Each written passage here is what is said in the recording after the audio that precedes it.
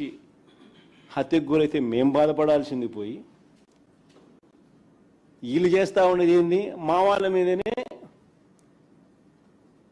కేసులు బనాయించి ఆ కేసుల్లో మా వాళ్ళని ఇరికిచ్చే కార్యక్రమం చేసి జైలుకు పంపే కార్యక్రమం చేస్తూ ఉన్నారు. రెండేళ్లుగా జరుగుతున్న అరాచకం ఇదే. తప్పుడు కేసులు వీళ్ళే పెడతారు, తప్పుడు సాక్ష్యాలు వీళ్ళే క్రియేట్ చేస్తారు, వీళ్ళే ఆ తప్పుడు కేసుల్లో మా వాళ్ళని ఇరికిస్తారు. సోషల్ మీడియా యాక్టివిస్టులు అయినా సరే, కాలేజీలలో యూనివర్సిటీలో యాక్టివ్గా ఉన్న పిల్లలైనా సరే, యాక్టివిస్టులుగా ఉన్న పిల్లలైనా సరే, వైసీపీకి మద్దతుదారులైనా సరే, వైసీపీ నాయకులైనా సరే, ఎవరైనా చంద్రబాబు నాయుడు గారిని వ్యతిరేకిస్తే ఇదే రివాజు, ఇదే స్క్రిప్ట్ 2 సంవత్సరాల నుంచి రాష్ట్రంలో జరుగుతూ ఉన్నది ఇదే.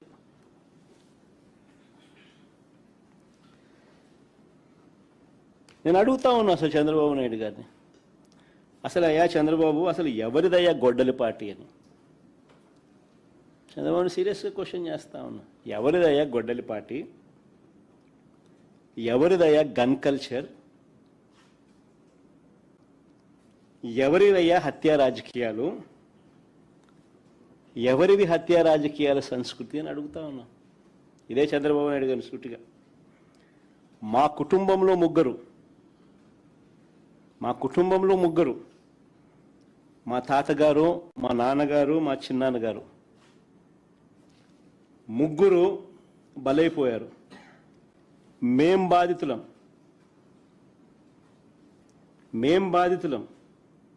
కానీ మాపైనే వీళ్ళు తప్పుడు రాజకీయాలు చంద్రబాబు నాయుడు గారు చేయిస్తారు.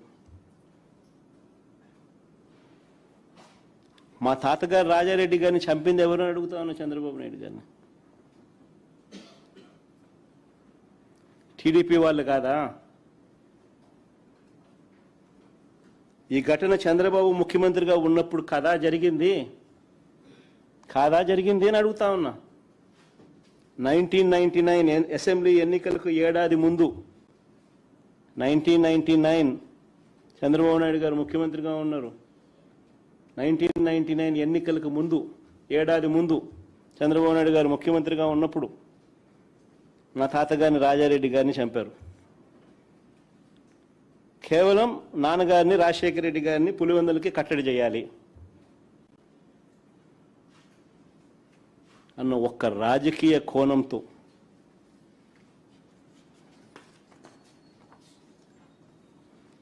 ఆ కేసులో దోషులను బరితెగించి హైదరాబాద్ తెలుగుదేశం పార్టీ సెంట్రల్ ఆఫీస్లో ఎన్టీఆర్ ట్రస్ట్ భవన్లో పెట్టి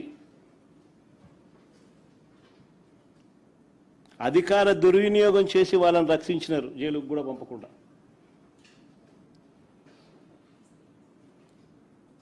మరి ఇది ఎవరిదయ్యా క్రిమినల్ బ్రెయిన్ చంద్రబాబు గారు అని అడుగుతాను. ఎవరిదయ్యా క్రిమినల్ బ్రెయిన్ అని అడుగుతాను చంద్రబాబు నాయుడు గారిని. మా నాన్నగారి విషయంలోనూ అంతే. మా నాన్నగారు చనిపోక మునుపు 2-3 రోజుల కిందట అసెంబ్లీ సమావేశాలు జరుగుతూ ఉన్నాయి. అప్పట్లో ఆ అసెంబ్లీ సమావేశాలు క్లిప్పింగ్స్ ఒకసారి చూడండి మీరు కూడా. చంద్రబాబు నాయుడు గారు అన్న మాట అసెంబ్లీలో, నువ్వు అసెంబ్లీకి ఎలా వస్తావో నేను చూస్తానన్నాడు.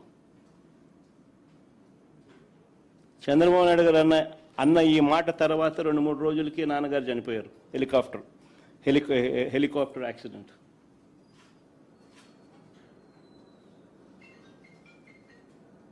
ఇప్పటికీ కూడా దీనికి సంబంధించి నివృత్తి కాని అంశాలు ఎన్నో ఉన్నాయి. ఎవరిదయ్యా చంద్రబాబు క్రిమినల్ బ్రెయిన్ అని అడుగుతా ఉన్నా.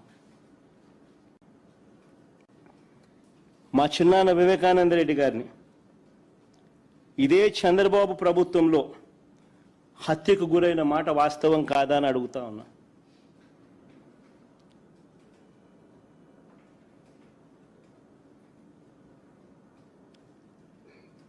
వైసీపీ పార్టీ కోసం, అవినాష్ రెడ్డి కోసం తాను క్యాంపెయిన్ చేస్తూ ఉన్నాడు. జమ్మలమడుగుకు పోయి క్యాంపెయిన్ చేసి వచ్చినాడు.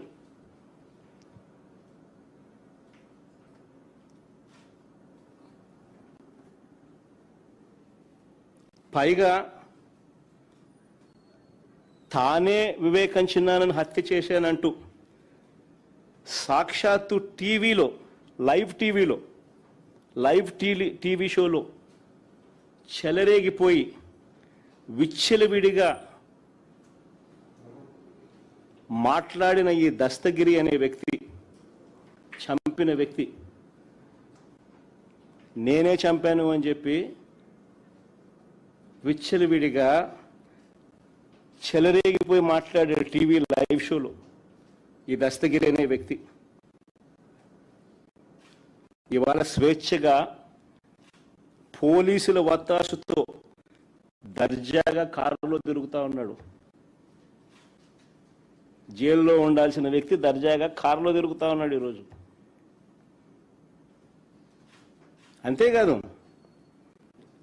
అంతేకాదు పైగా చంద్రబాబు లాయరు సిద్ధార్థ లూత్రా, దస్తగిరి లాయరు కూడా సిద్ధార్థ లూత్రా.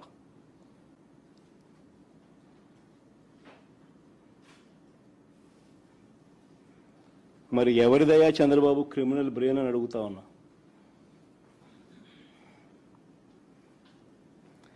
రాజకీయ లబ్ధి కోసం ప్రలోభాలతో హంతకులను రక్షించడం, నిర్దోషులను హింసించడం ఈ కేసులో జరుగుతూ ఉంది. ఇదేగా చంద్రబాబు అని అడుగుతా ఉన్నా. ఇంకొక ఉదాహరణ, చంద్రబాబు గారి బావమరిది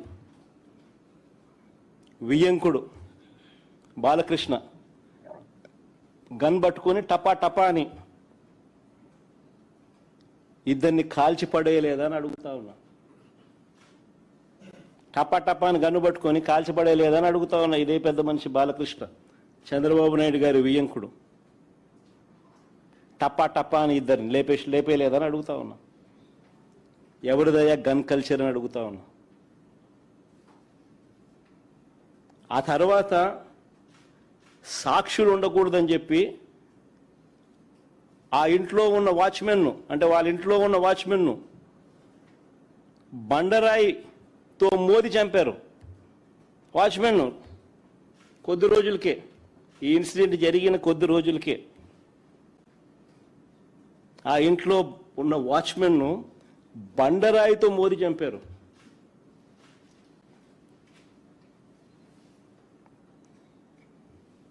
ఇంకొక ఇన్సిడెంట్, పాపం ఎన్టీఆర్ గారు అబ్బాయి హరికృష్ణ గారు యాక్సిడెంట్లో ఆయన చనిపోతే పరామర్శ కోసం అని చెప్పి పోయి చంద్రబాబు నాయుడు గారు పోయి కేటీఆర్తో పొత్తులపై చంద్రబాబు మాట్లాడారు శవాన్ని పెట్టుకొని.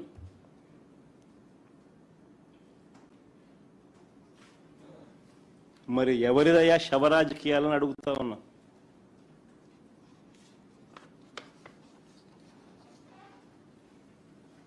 అంతేకాదు సొంత కూతుర్నిచ్చి రాజకీయ జీవితాన్ని ఇచ్చిన సొంత మామ, తండ్రితో సమానమైన ఎన్టీఆర్ గారిని వెన్నుపోటు పొడిచి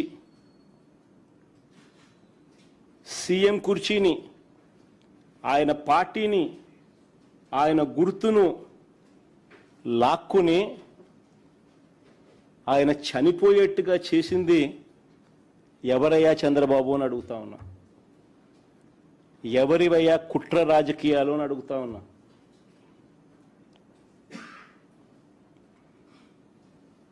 మరో ఇన్సిడెంట్, వంగవీటి మోహన్ రంగారావు గారు ఒక టైగర్. ఆయన ఎలా చనిపోయారు? పేదలకు ఇళ్ల పట్టాలు ఇవ్వాలని విజయవాడలో నిరాహార దీక్ష చేస్తూ ఉంటే అర్ధరాత్రి చంద్రబాబు నాయుడు గారి గవర్నమెంట్, తెలుగుదేశం పార్టీ అధికారంలో ఉంది, అర్ధరాత్రి నరికి చంపారు. ఈ ఘటనలో వేళ్ళన్నీ కూడా చంద్రబాబు గారి వైపే చూపిస్తాయి. హరిరామ జోగయ్య గారు అప్పట్లో తెలుగుదేశం పార్టీ మంత్రి, చంద్రబాబు నాయుడు గారి సహచరుడు, అప్పట్లో తెలుగుదేశం పార్టీలో మంత్రి. ఆయన ఏకంగా పుస్తకం రాశాడు ఏ రకంగా ఇన్సిడెంట్ జరిగింది, చంద్రబాబు నాయుడు గారి పాత్ర ఎంత బలంగా ఉంది అని చెబుతూ. ఆ వంగవీటి మోహన్ రంగారావు గారి హత్య కేసులో ఒక ప్రధాన నిందితుడు వెలగపూడి రామకృష్ణ బాబు ఇప్పుడు తెలుగుదేశం పార్టీ ఎమ్మెల్యే. ఇప్పటికీ